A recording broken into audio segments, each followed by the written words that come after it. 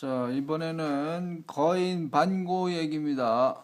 반고 얘기가 두 개인가 세 개 올라가 있죠. 이미 올라가 있는데 추가로 자, 거인 반고는 어떻게 세상을 지어냈을까?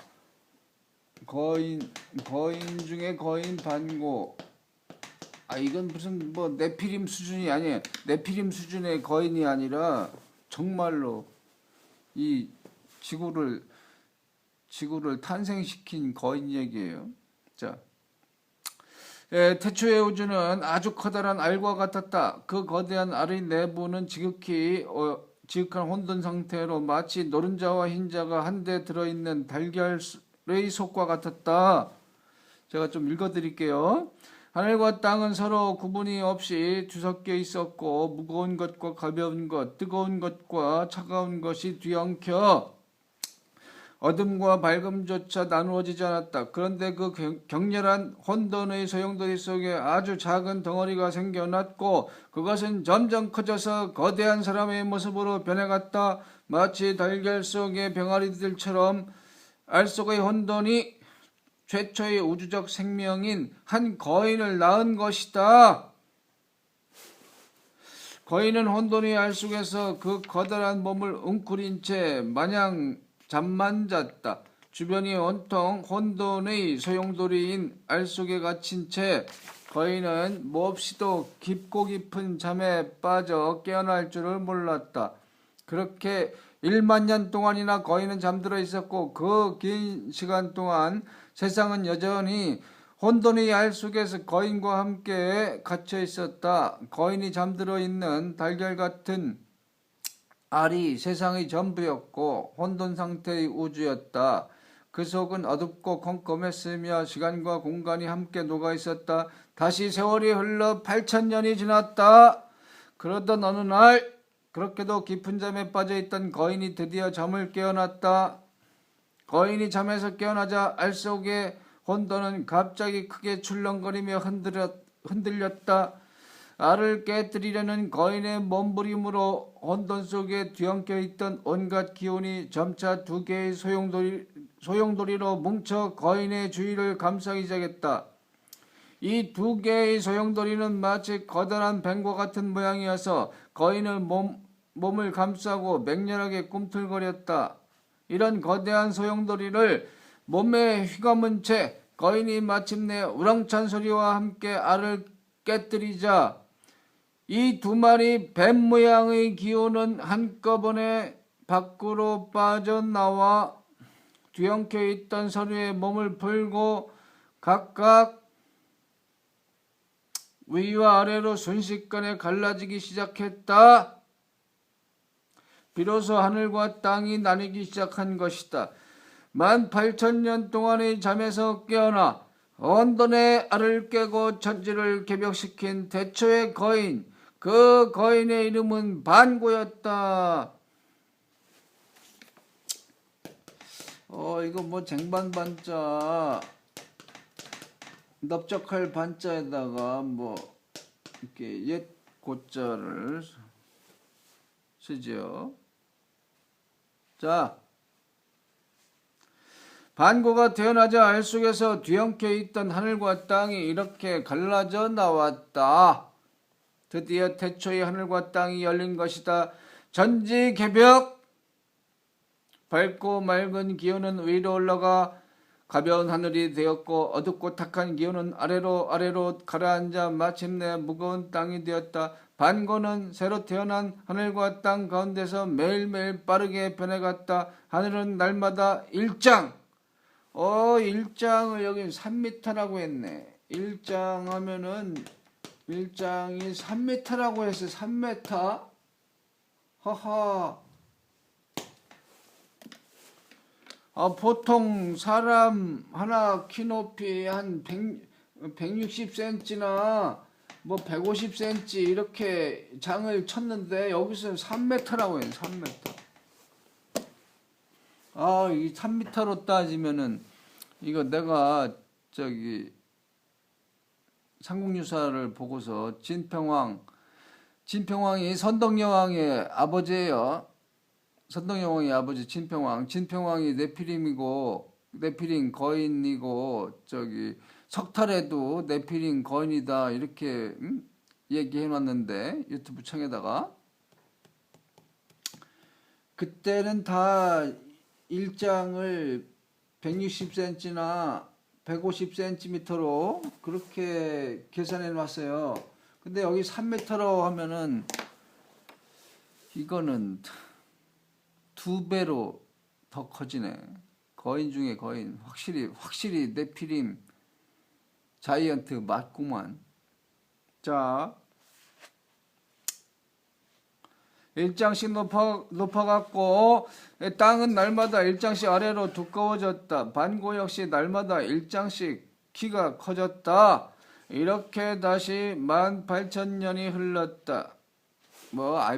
반고 얘기나 반고의 초상 대충 한번 그려본 거 이런 것들은 그냥 네이버, 유튜브 이런 거에 거의 다 떠요. 다 있습니다. 반고 신화가. 자. 이렇게 다시 18,000년이 흘렀다. 그러자 하늘은 까마득히 높아졌고 땅은 지극히 낮아졌으며 반고는 어마어마하게 키가 커졌다. 마침내 하늘과 땅은 9만리나 멀리 떨어지게 되었다. 9만리? 우리가 맨날 젊은이들한테 앞길이 9만리 같은 사람이 앞길이 창창하다. 앞길이 9만리다. 관습적으로 그런 말 쓰죠. 여기서 잠깐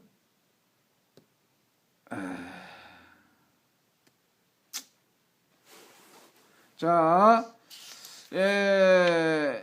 높아진 하늘과 낮아진 땅 사이에 드디어 태초의 거인 반고가 우뚝 서게 되었다. 머리로는 하늘을 떠받치고 발로는 대지를 힘차게 딛고서 하지만 다시 세월이 무수히 흘러 조금 더 흔들림이 없을 것 같던 반고도 나이를 먹자 점차 쇠약해지기 시작했다. 그러던 어느 날 반고의 그 거대한 몸은 마침내 우렁찬 소리를 내며 땅 위로 쓰러지고 말았다. 반고를 반고환인이라고 그렇게 얘기하기도 해요. 반고환인, 환웅, 단군 이 족보에서 반고환인도 실제로 있습니다. 그리고 여기는 태극을 들고 있는 반고가 나왔는데 아까 뱀 2마리 엉켜 있는 것 같다 그런 표현이 있었죠. 요거 뱀 2마리 엉켜 있는 모습 태극, 우리나라 태극기. 자, 그런데 웬일일까? 죽은 반고의 몸이 조금씩 변하기 시작했다. 그의 숨결은 바람과 구름이 되었다. 목소리는 우레가 되고 왼쪽 눈은 해가 되고 오른쪽 눈은 달이 되었다. 그뿐인가 손과 발은 사방의 이름난 산이 되고 피는 강물이 되고 힘줄은 길이 되었다. 그리고 살은 논밭이 되었다. 거인 반고의 온몸 구석구석이 남김없이 다 변하기 시작한 것이다. 머리털과 수염은 별이 되고 몸에 난 털은 초목이 되고 이와 뼈는 쇠붙이와 돌로 골수는 보석으로 변했다. 그가 흘린 땀조차도 비와 호수가 되어 땅 위를 적셨다. 이렇게 해서 드디어 오늘날 우리가 보고 살아가는 세상이 생겨났다.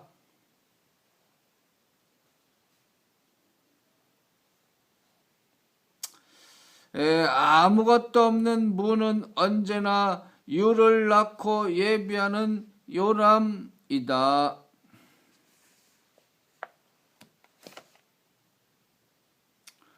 이 세상이 혼돈, 아무것도 없는 혼돈 상태에서 이렇게 무가 이제 유가 되고 그러죠. 자, 히브리 신화하고 한번 비교해 볼까요? 히브리 신화. 이 야훼라는 절대자에 의해서 혼돈으로부터 천지가 처음 창조가 되는데 구약 창세기에 의하면 야훼 하나님이 맨 처음 하늘과 땅의 영역을 갈라 놓았고 다음에 빛을 생기게 해서 낮과 밤을 만들고 결국 모두 엿새에 걸쳐 물과 바다, 초목, 해와 달, 동물, 인간을 만든 뒤 마침내 일회째 되는 날 휴식을 취했다고 한다. 이렇게 나와 있죠.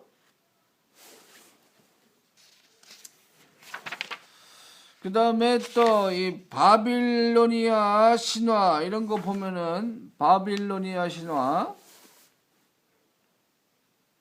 보면은 모든 신의 어머니인 거인 티아마트는 마루두크를 비롯한 마루두크가 그냥 마루둑이에요. 마루둑 우리말로 말뚝이죠.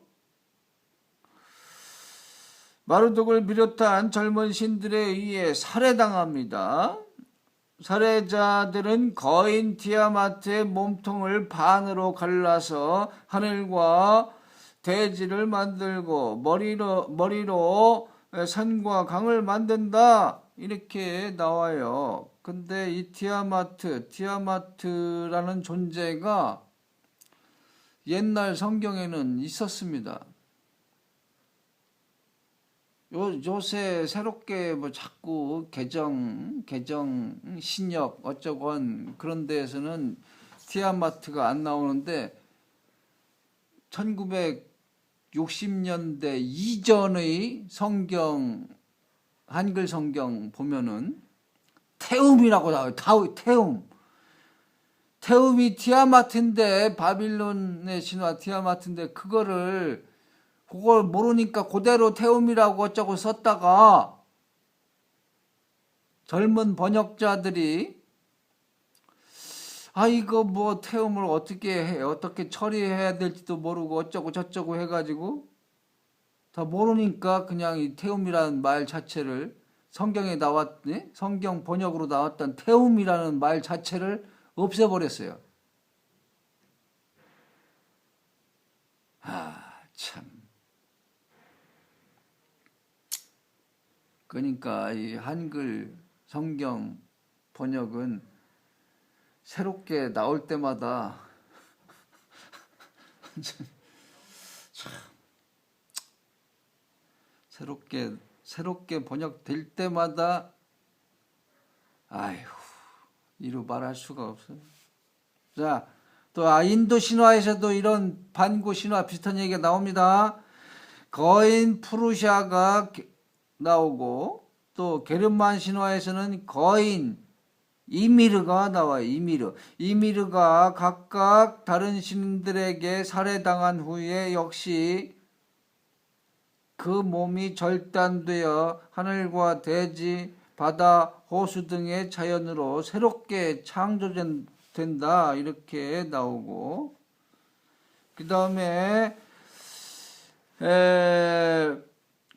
이제 또 회남자라는 책에는 히브리 신화와 비슷한 천지창조 이야기가 기록되어 있습니다. 몇 토막 안 되니까 한번 읽어드리겠습니다. 캄캄한 어둠으로 가득 찬 혼돈이 지속되다가 그 속에서 호련히 2명의 신이 나타났다. 그리고 이 2 신이 제각기 하늘과 땅을 만들었다. 하늘과 땅으로 갈라진 세상에는 자연히 어두운 것과 밝은 것의 구분이 생겨나기 시작했고 마침내 어디가 어딘지 짐작이 가지 않던 혼돈 상태가 거치며 처음으로 동서남북 등 8곳의 방위가 분명해졌다. 이렇게 나와 있습니다.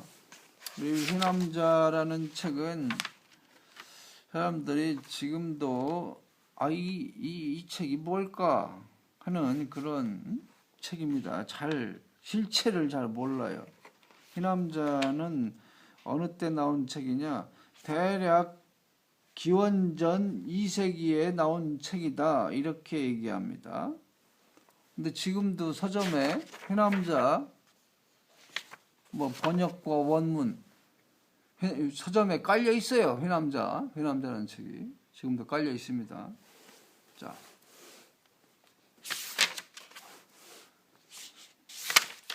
자, 그러면은 반고 이야기 이상